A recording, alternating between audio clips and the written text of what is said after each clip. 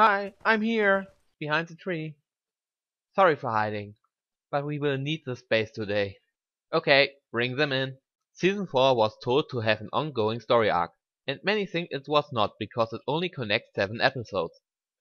I already did a whole video on a possible disorder timeline, where this got not acting on the timeline of the show, and the key arc is well known, so we can save some time.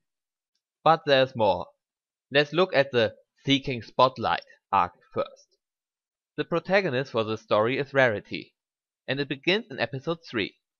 She is looking for inspiration for the upcoming fashion show in episode 8.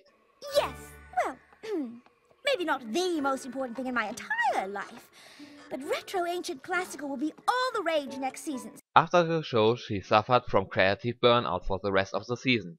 In episode 10, Rarity's burnout amplifies Rainbow Dash's struggle. Yeah! Too much? In episode 13, Rarity's self-esteem take another hit, to the total disregard of Trenderhof. Maud was introduced to her to have a sense for fashion, and Rarity took several small punches to her opinion in fashion. Pinkie Pie tells me you share my love for fashion. I'm really into expressing myself through my wardrobe. And what is the delightful frock you're wearing now saying? It doesn't talk. It's a dress. Oh, yes, of course. I just meant the frock doesn't speak.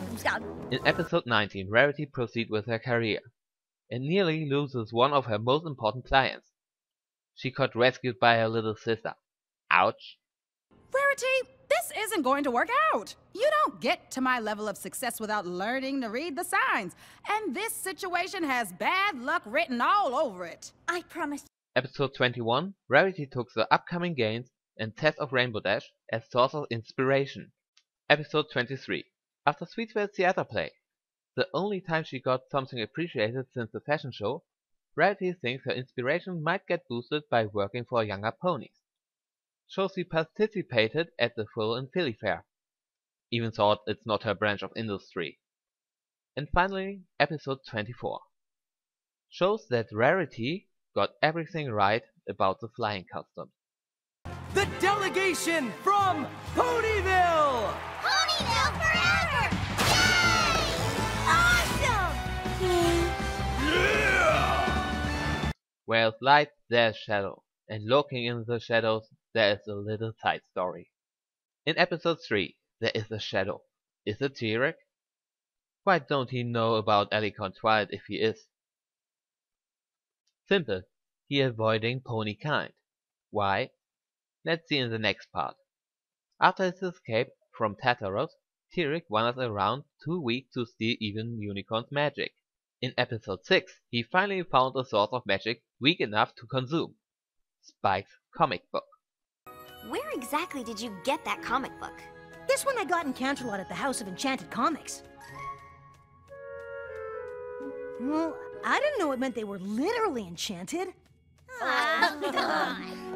However, since he was too weak to eat unicorn magic or flight, it was not possible for him to consume it with them together. But he heard about the House of Enchanted comic books in Canterlot. Still avoiding ponykind, Tyrick got to the store, eating all the comic books.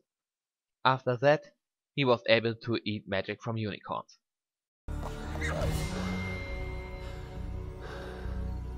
Very sorry. You came out of nowhere. Is he friend or is he foe? The pony wonders. I can assure you, I am no friend. I am Lord Derek, and I will take what should have been mine long ago.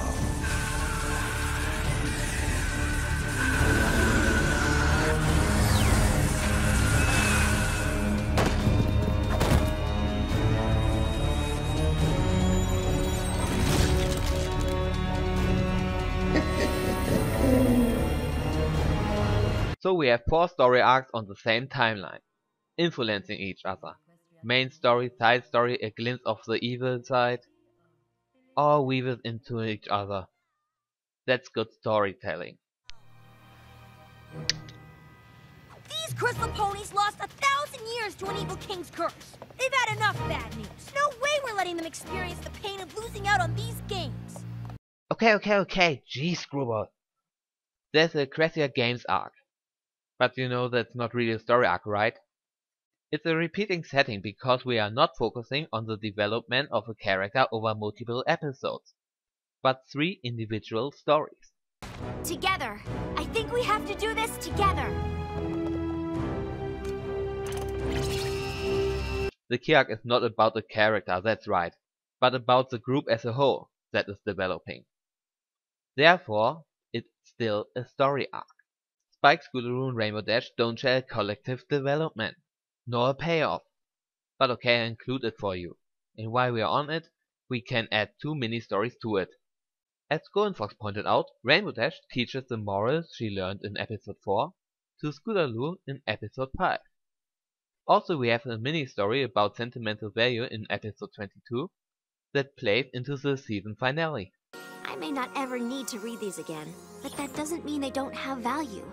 I realize that now.